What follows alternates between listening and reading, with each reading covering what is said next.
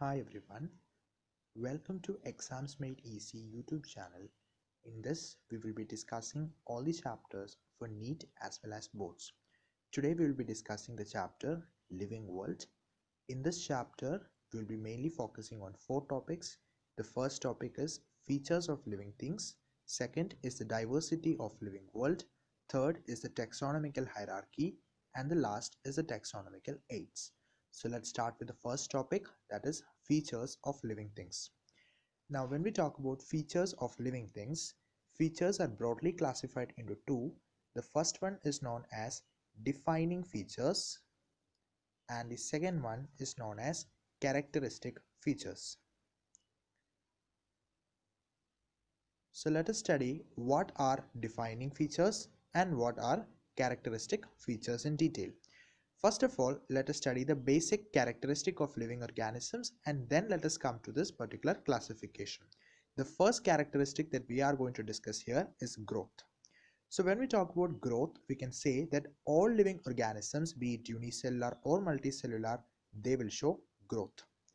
Growth can be considered as increase in mass and also in the increase in the number of individuals, or we can say increase in the number of cells. So increase in the number of cells and increase in the mass of cells are considered as the twin characteristics of growth. Now let us see how growth happens in different organisms. In the case of a multicellular organism, it grows by cell division. Simple mitosis can result in the growth of that particular organism. Whereas in the case of plants, we know that plants is also multicellular, majority are multicellular.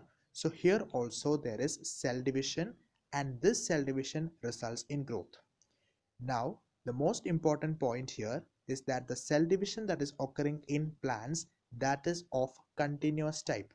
Continuous type means it will happen throughout their lifespan, and this type of growth is known as open type of growth.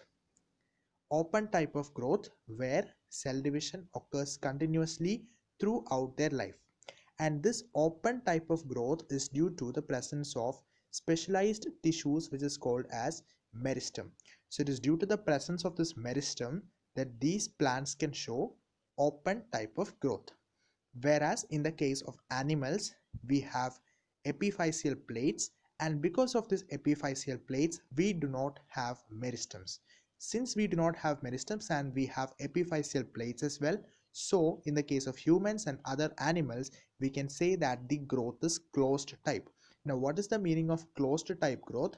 Closed type growth means it will happen only up to a certain age.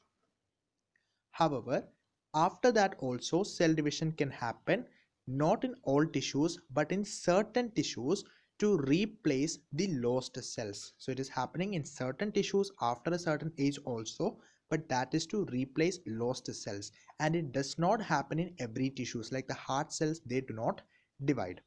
Now unicellular organisms grows by cell division again, and this we can simply count in a culture medium as shown over here. So this is a culture medium for spirulina. So spirulina can be cultured in a laboratory, so we can just count the number of cells under the microscope and we can find out what is the amount of cells which are present in that particular sample in a given time period. So here also we can observe that unicellular organisms are also growing by cell division. Now here is a comparative study between how growth is happening in plants and also in animals. So if you look at the growth in plants, it occurs mainly in the shoot and root tips. Now why only the tips? Because the tips consist of apical meristem.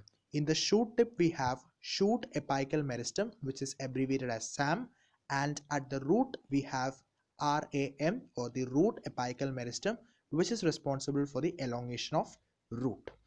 And also in growth zones like the buds also these meristems are present, so there also growth can happen in plants. Whereas in the case of animals, new cells can be formed by most of the tissues. Now how is the process of growth happening in plants? In plants there is increase in the size, and also this increase in size is happening by absorbing water into the vacuole. We know that plant cells are having a large vacuole, so that large sized vacuole can accumulate maximum amount of water, and as a result of which its size will increase. Whereas in the case of animals, what is happening, there is increase in the number of cells. Here there was increase in the size of the cell, but here it was increase in the number of cells. Now in the case of plants, majority of the cells, they get differentiated into different cell types, whereas in the case of animals, only stem cells are capable of differentiation, and they will differentiate to form different cell types. All other animal cell functions remain fixed. Only the stem cells, they get differentiated to perform a special function, that is totipotency. Now let us see how the growth is happening in unicellular organisms. In the case of unicellular organism, there is a single cell, and we have already studied that in the case of growth there is increase in the number of cells. So one cell will become two cell because process of mitosis is happening here, right? So since one cell have become two cell, and this is a single cell organism, therefore this complete cell is going to be a new organism. So let us call it as generation 2, and this is also another organism of generation 2. So growth has also happened, but at the same time new organisms are also formed. That is why we can say that growth and reproduction are mutually inclusive in the case of unicellular organisms. Whereas in the case of higher plants and animals, what happens is that growth is a separate event and reproduction is a separate event. That is why it is mutually exclusive events. So if we consider increase in the body mass as growth, then there exists a problem. Now what is that problem? If increase in body mass is considered as a characteristic of growth, then mountains, boulders and sand mounds, even they also grow, because what happens is, imagine this is a sand boulder. Later on what will happen is that there is accumulation of the soil, and as a result of which there is growth happening with the passage of time. But this particular growth is ex situ, or we can say in vivo growth. Sorry, in vitro growth. In vitro growth means growth is happening through outside, and that type of growth is not considered as a true growth. It is not a true growth. So by growth we generally mean intrinsic growth. Intrinsic growth. So if there is intrinsic growth, then we can say growth is happening, and that is with the help of some intrinsic factors. But if it is happening by accumulation, that is not considered as exact growth. So if they are asking whether growth is a defining property, it is not a defining property. Defining means it should define a living organism. Growth is not considered as a defining property, because also the non-living objects, they also grow. Whereas if I ask about intrinsic growth is seen only in living organism. So this can be considered as a type of defining property. Let us now look at the second characteristic, which is reproduction. It is also a characteristic of living organism. In the case of multicellular organism, reproduction is basically by sexual means, and also there are asexual means, which is seen in some higher organisms and most of the lower organisms. Now let us see how fungi reproduces. Fungi reproduces with the help of spores, which are produced in sporangium. Now this is a picture of sporangium, which you can see over here. This is a sporangium, and it can be the spores that is produced can be exogenous, it can be produced outside the sporangium, or it can be produced inside, then it is known as endogenous. Now in the case of planaria, also known as dugacia, there is process of regeneration that is happening, where any of the part that is removed out due to some accident, that can get converted into new planaria. That is known as regeneration. So that is mainly seen in the case of platyhelminth like planaria. Now in the case of filamentous algae, protonema of mosses and fungi, there is multiplication by fragmentation. So this is a picture for protonema of mosses. Let us now see some additional points related to reproduction. We can say that in the case of unicellular organisms like amoeba, paramecium, etc., there, as I have told before, reproduction is synonymous with growth. That means there is increase in the number of cells and that increase in number of cells will eventually result in increase in the number of organisms. Therefore, we can say that growth is equivalent to increase in the number of cell number or mass. So that is why in the case of unicellular organism it has become mutually inclusive. Hence we notice that in the case of single celled organisms we are not very clear about the usage of these two terms, that is growth and reproduction. Now there are some organisms in multicelled organisms also which cannot reproduce, like the mules, the sterile worker bees, and also some infertile human couples. So since majority of the organisms can reproduce, that doesn't mean that reproduction is a defining property. There are some organisms which cannot reproduce, and hence we can say that reproduction is also a characteristic feature. It is not a defining feature. It is a character, but it is not a defining feature. Now the third feature that we are going to discuss is the metabolism. Now metabolism is the sum total of the chemical reactions that is happening in our body. And the chemical reactions that is happening, it can be either synthetic pathway or it can be destructive pathway. Synthetic pathway means it is known as anabolism, and destructive pathway means it is known as catabolism. Now all plants, animals, fungi and microbes exhibit metabolism. So metabolism is common to all living organisms, whether it is a prokaryote or eukaryote, and no non-living organism exhibit metabolism.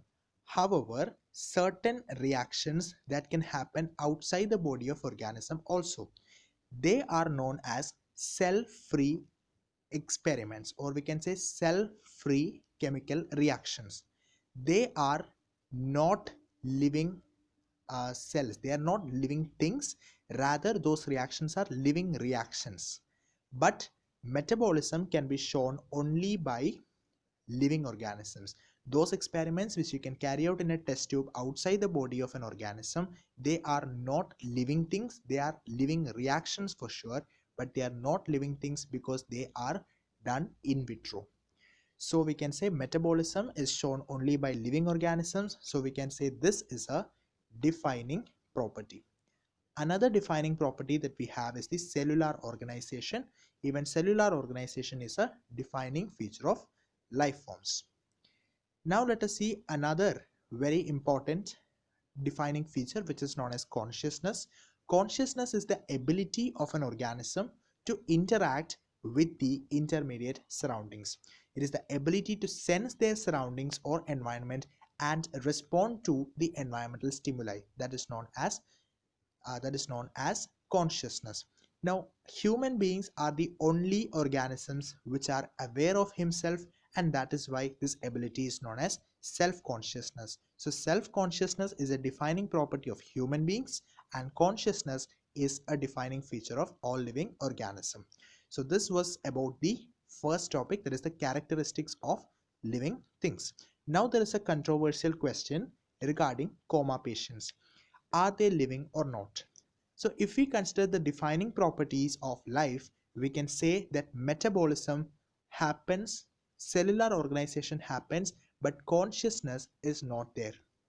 Since majority are present, we can consider this person in coma to be living. So a person in coma is said to be living. Now this is a paragraph from NCERT which is giving an idea about what biology is. Biology is the story of life on Earth. It is the story of evolution of living organisms on Earth. And here one very important point that is given over here is that all living phenomena are due to underlying interactions. That means if we have a tissue, the properties of this particular tissue is not due to the constituent cells. It is not due to the cells that is forming the tissue, but it is as a result of interactions among the constituent cells. That means if we have 10 cells forming a tissue, it is the interaction between these 10 cells that is deciding the properties of this particular tissue, and it is not dependent on what type of tissues are present in that particular, what type of cells are present in this particular tissue. Let us now do a question related to what we have learned so far. Which of the following is not a result of cell division? Not is asked. So let us go through the options. Option number 1 is growth. Of course, growth is related to cell division, so that cannot be the answer. Repair of tissues, that is also due to mitosis that happens in multicellular organisms, so that is also correct. Metabolism has nothing to do with cell division, so that is incorrect. Reproduction is obviously related with cell division, so this is also correct. So here there is meiosis in some organisms. In the diploid organism there is meiosis, and in both of these there is mitosis. But in metabolism there is no involvement of cell division. So for this particular question the answer should be option number 3. Let us now move on to the next question. Which of the following is incorrect for reproduction? Unicellular organisms reproduce by cell division. This is a correct statement. Reproduction is a characteristic of all living organisms. It is not a characteristic of all living organisms because we have studied the exceptions like mules, sterile worker bees, and infertile human couples. So this should be the incorrect statement, and that is the answer. So answer is 2. Let us read the other options as well. In unicellular organisms, reproduction and growth are linked together. Yes, they are mutually inclusive. So that is correct statement. And non-living objects are incapable of reproducing. That is also a correct statement. So the incorrect statement is option number 2. Let us see the next question. Mark the incorrect statement with respect to metabolism. Microbes exhibit metabolism. We have seen that all living organisms, be it prokaryotes or eukaryote, they will exhibit metabolism. So this is a correct statement. It is a property of all living forms. That is also correct because it's a defining feature. The metabolic reactions can be demonstrated in vitro. In vitro means outside the body. That is what is known as a living reaction, but it is not a living thing. So this statement is also correct, but it is not a defining feature. This is incorrect because it is a defining feature. So they are asking for the incorrect statement. So answer is 4 in this particular question. Let us move forward with the next question. Which of the following statement is false about the growth shown by non-living things? So non-living things means we have mountains, sand boulders, etc. So in these objects the growth is occurring from outside by the accumulation. So this is correct. This growth we can consider it as reversible. That is also correct. Growth is due to accumulation of material on the surface. This is also correct. Growth is not intrinsic. It is extrinsic. So that is the incorrect option. So the option is 4. The answer is option number 4. So let us now quickly categorize these features which we have studied so far into defining and characteristic. Under defining we can say metabolism, cellular organization, and consciousness. These are the 3 different defining features. And under characteristic features we can go for growth and reproduction. So this is all about the first topic. So we have completed the first topic. Now let us move on to the next 2 topics together, that is diversity of living world and taxonomical hierarchy. So let us start with it. Diversity in the living world. So when we talk about biodiversity, it is the total number of organisms which is present on Earth, and its number ranges from 1.7 to 1.8 million species. In this, nearly 1.25 million is animals and nearly 0.55 million is plants. So we have to categorize all these organisms, otherwise studying these many organisms is nearly impossible. So we are classifying these organisms. And for dealing with the classification of these organisms, we have 2 different fields as suggested by a scientist, Simpson. So Simpson suggested that for studying these classifying these organisms, we need 2 different branches. The earliest branch was known as taxonomy. The term taxonomy is derived from 2 Greek words, taxis and nomos. Taxis means arrangement and nomos means laws. So these are some set of laws which is associated with the arrangement of, or we can say classification and characterization of an organism. And this taxonomy term was coined by a scientist, A.P.D. Candoll. And in this process of taxonomy we have 4 steps: characterization, classification, identification, and nomenclature. So if I go in the order, it should be CINC, that is characterization, identification, nomenclature and classification. Now, along with this, if I'm including the evolutionary relationship also, then what am I getting is a new branch which is known as systematics. The term systematics was coined by Carlos Linnaeus, the father of systematics, where the word systema is again a Greek word which means order. So here we are considering taxonomy along with phylogeny. Now taxonomy is broadly of two types. We have alpha taxonomy and beta taxonomy. In alpha taxonomy, we are considering only the morphological features, that is why it is known as classical taxonomy. And in the case of modern taxonomy, we are taking morphological features as well as internal features, ecological role, phylogeny, not phylogeny, cell structure and anatomy is also taken into consideration. So this is about the introduction for biodiversity. So let us start with the different steps of this particular process. Characterization means we are taking a particular organism and we are studying its characteristic. Like if we are seeing a dog, we are writing down the characters which is associated with this particular organism. After that, we will match these characters with the list that we have, with the rules that we have on the currently accepted system of classification. That step is known as identification. Now, once we have identified that this organism is a dog, the next thing is we have to give a name for this organism. So that process is known as nomenclature.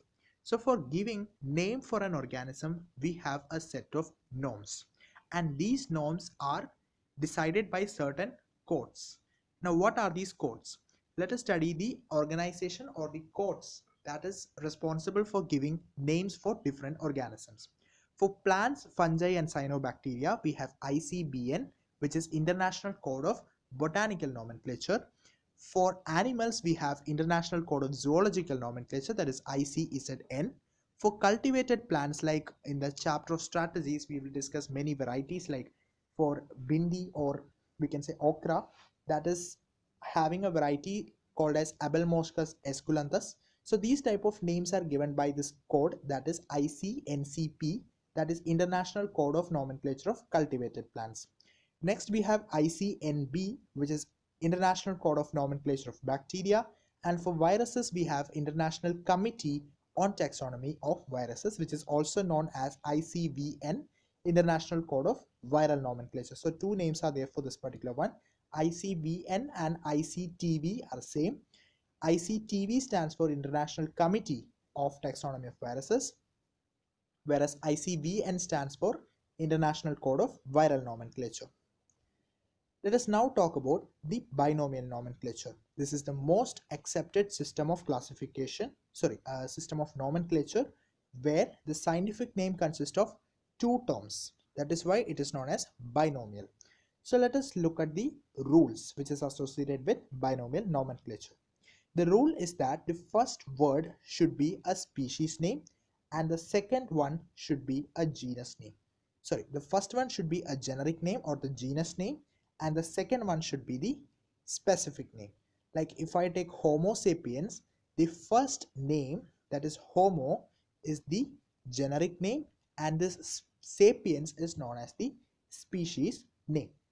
Now the first letter of the first word should be written in capital and the first letter of the second word should be written in small letter, and if we are printing it, we have to print it in italics, and if we are writing it handwritten, then it should be underlined separately. Both the words should be underlined separately, and towards the end of the second name we can write the scientist who had suggested this particular name without italics or without underlining that.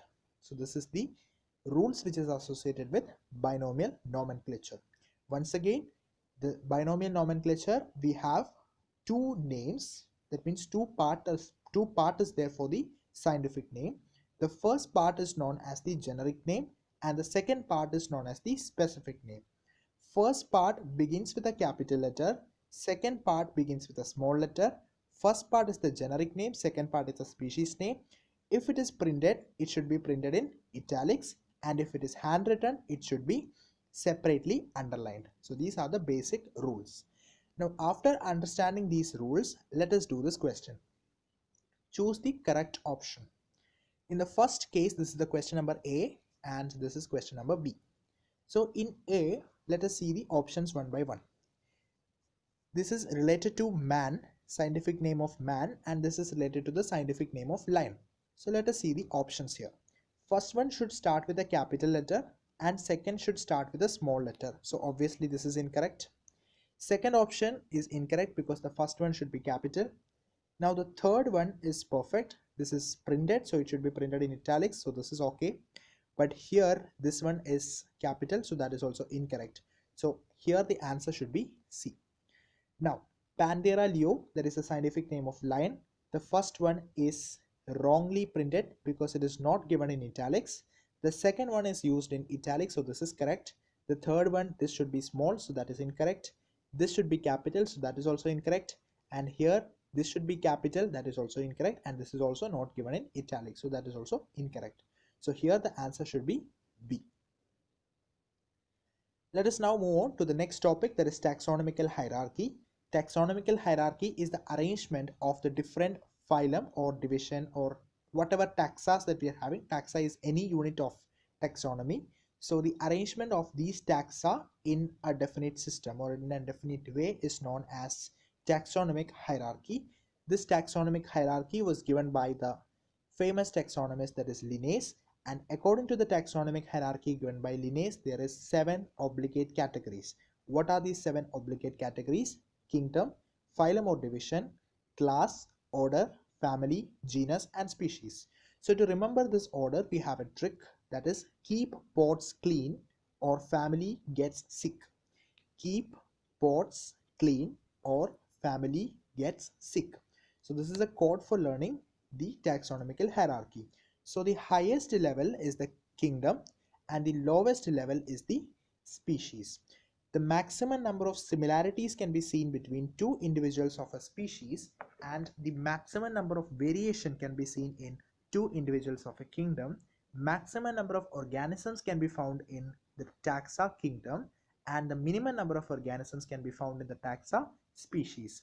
Now the questions can be related to the order, the correct order that we have to arrange, or it can be related to between two taxa, which is the taxa that is coming. So these type of questions can be asked. Now for plants, there are certain code words which is acting as the suffix. If we directly look at the suffix, we can predict what is the category that it is depicting. Like if we get a phyta in the end, like the thallophyta, bryophyta, pteridophyta, we can say that that is the division. In the case of plants, we will use the word division, and in the case of animals, we will use the word phylum. Now if it is a class, then if it is a fungi, it should end in mycetes. If it is an algae, its ending name should be phyceae, like we have chlorophyceae, rhodophyceae, and phaeophyceae, which is the classes of algae. If it is a moss, it is ending in opsida, like we have bryopsida. And in the case of angiosperms, it is ending in ae, like solanaceae, fabaceae, liliaceae, and so on. So that is the family. And in the case of class, it is monocotyledonnae, dicotyledonnae, so it is ending in ae. So in order, which is ending with ales, that is sapindales is an example.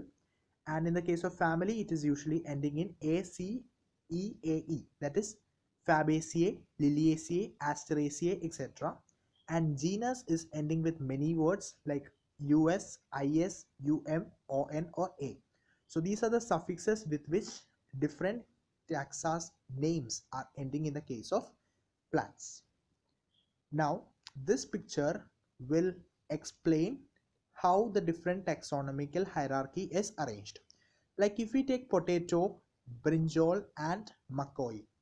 Potato scientific name is Solanum tuberosum, brinjal scientific name is Solanum melangana, and macoy is Solanum nigrum. These three are belonging to different species. So different species will come together in common genus. Different species can come together in a common genus, that is Solanum. Now similar to the Solanum, we have another genus that is Petunia. We also have another genus that is Datura. So these are different genus. So these different genus which are closely related to each other, they are coming under a higher category that is known as family. So in the family we have Solanaceae. Solanum, Petunia and Datura, they will come under the same family, that is Solanaceae. Similarly, the Solanaceae is known as the potato family. Similar to this, we have the sweet potato family, which is Convolvulaceae. So these two are closely related, so they will come in the common order. And what is the name of the order? The order is polymonials. It is not polynomials, it is polymonials. Similar to this, we have another order which is Sapindales. So these two are closely related, so they will come under the class Dicotyledonnae.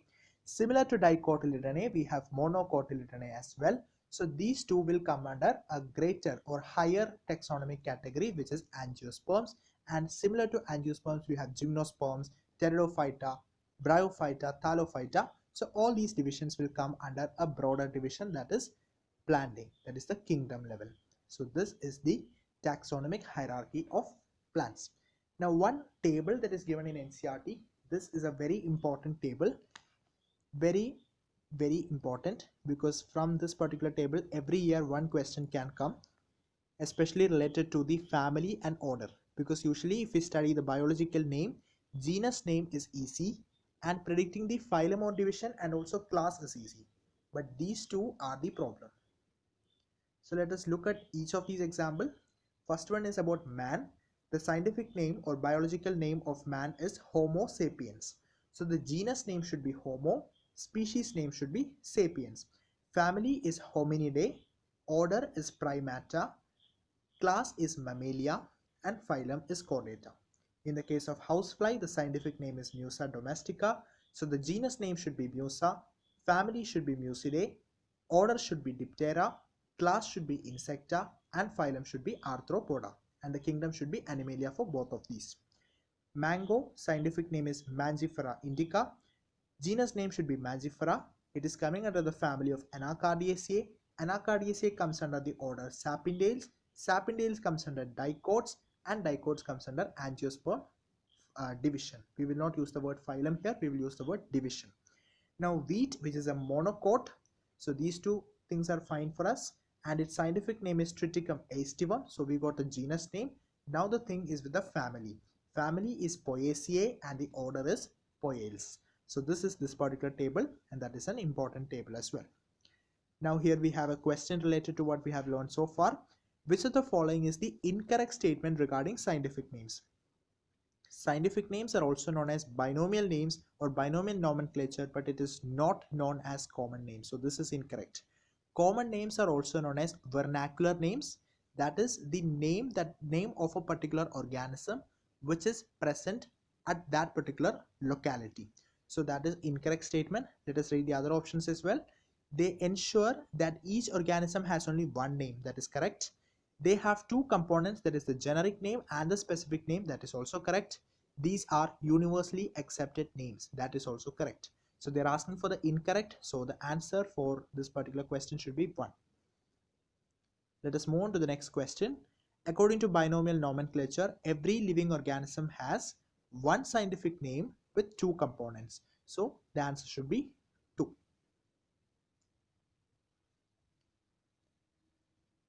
Here is another question. The correct sequence of taxonomic study is asked. So we have studied about CICN, where C stands for characterization. It is not classification first. It is not identification also. It is not nomenclature. So first should be characterization, then identification, then classification, and finally we will give the name to that. So it is CICN. So the answer should be 4. The correct sequence of taxonomic categories is. So for this we can use keep pots clean or family gets sick. So kingdom followed by phylum followed by class, order, family, genus, species. So let us look at the option. It is starting with division, then kingdom, then genus, then order. So that is incorrect. Species, genus, family, order. That is correct. So this is the answer. Fill in the blanks A and B. Kingdom, phylum. So keep pots next should be clean. So class and order next should be family. So the answer is 3.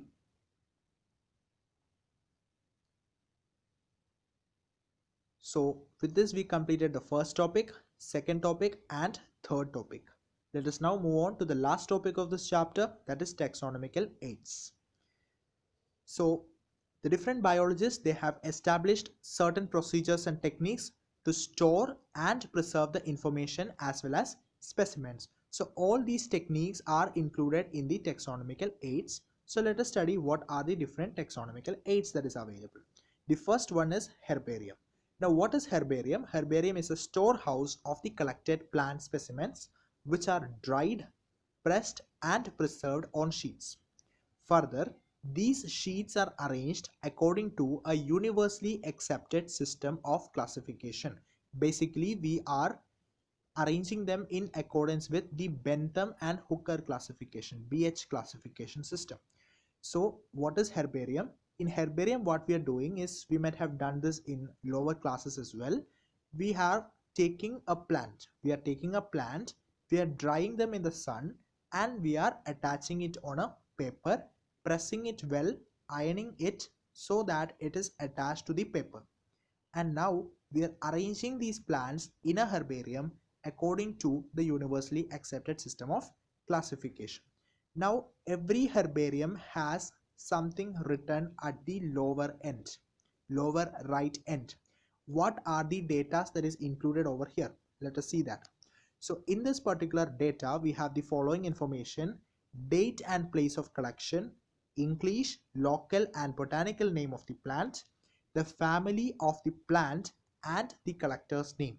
Collector's family is not concerned, but the family to which that particular plant belongs to is important. Now these specimens, along with their descriptions on herbarium sheets, they are a storehouse, or we can say it's a repository for future use. We can use them for our future studies. And this herbaria, if we are going to a herbaria, we can easily find out which is the plant, which is its family, right? So it is a quick referral systems in taxonomical studies. So this is a picture from NCERT which is showing the herbarium with different specimens. So we are arranging them according to the laws that is universally accepted. The next taxonomical aid is botanical garden. So we have seen that in herbarium we are keeping the dried plants, that means dead plants are kept. But in botanical garden we are keeping live plants. So we can also use them for conservation. Now what type of conservation is done in the case of botanical garden? In the case of botanical garden, we are taking those plants from different parts of the world and we are introducing it into a new habitat. This type of conservation is known as ex situ conservation. So this is an ex situ conservation, and botanical gardens are specialized gardens which have collections of living plants for reference. So this is mainly for the identification purposes and also for the study purposes. So here every plant is labeled indicating its botanical name as well as its scientific name, and also its family is mentioned. So this will also enable us to study the indigenous varieties of flora, and also we can get to know the exotic varieties as well.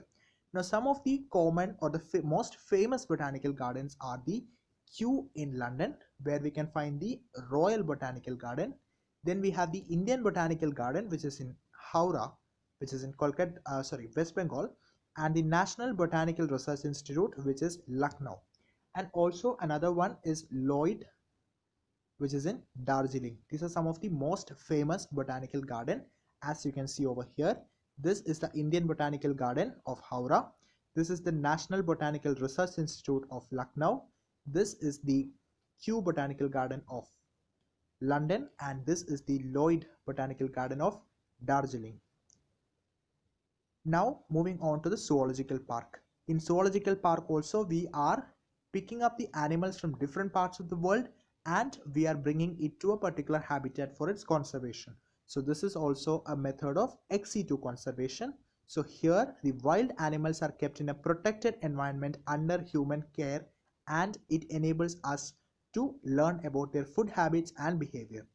All animals in a zoo are provided as far as possible the conditions similar to their natural habitats, and these zoological parks are commonly called as zoo, and these are areas for recreation where children love visiting these parks. Moving on to the fourth taxonomical category, which is museum. Here also we are keeping dead plants and animals, and here this is usually set up in the educational institutions such as schools and colleges. Museums have collections of preserved plant and animal specimens which are used for study and reference. So here we can place them in containers or jars in preservative solutions. The specimens are placed in containers or jars with the help of preservative solution like the formalin solution. Now, plant and animal specimens are usually kept as dry specimens, and if we have to keep insects in a museum, first of all we will catch them, we will collect them, we will kill, and finally we will pin them and we will keep them in a specific box which is known as the insect box. And larger animals like the birds and mammals like elephants, they are usually stuffed and preserved, and also we are keeping the skeletons of the animals also in the museum. But in museum we never keep photographs of the organisms alone. Like one question was there in the previous year asking for whether museum has only photographs of animals. That is incorrect. It may have photographs of animals, but it doesn't mean that complete museum is made up of photographs. That is wrong. Now the next one is the biological key, which is another taxonomical aid which is used for the identification of plants and animals based on the similarities and dissimilarities. The key are based on contrasting characters, generally in a pair which is called as couplet. So here comes a confusion regarding what is a couplet, what is a lead, and what is the use of a key. So here is a systematic representation of a dichotonomous key. So let me explain what is this particular thing. In a key we have many statements in the form of questions like dry skin, hair, opposable thumbs, bipedal. All these are different questions. These main or principal statements in a key are known as, these are the principal statements, so these principal statements are known as lead. Now for every lead we have two alternatives. What are the two alternatives? No and yes. So these two are known as the substatements, also known as couplet. Suppose if we are having more than two options in the couplet, then it is known as a triplet, that is known as a trichotonomous key. Here we are having only two alternatives per lead, that is why it is known as a dichotonomous key. Now here what is happening is for every statement there is an acceptance and there is a rejectance. Now what is this acceptance? If the answer for a particular question is yes, that particular organism is accepted and it is subjected to the next lead. And if it is rejected, then and there we can identify the organism. Like here we can see that the first question was dry skin. If the answer is no, it could be a salamander. But if the answer is yes, there are different possibilities. It can be a lizard, it could be a tiger, it could be a gorilla, or it could be a human. So we have to subject this question to another lead. The next lead is whether hair is present or not. If hair is not present, then it cannot be gorilla, it cannot be tiger, it cannot be human. So lizard is the next available option. Now the remaining organisms are accepted and the next lead is introduced. In the next lead we have opposable thumbs. Opposable thumbs are present in gorilla and man, but it is absent in the tiger, so it is also rejected.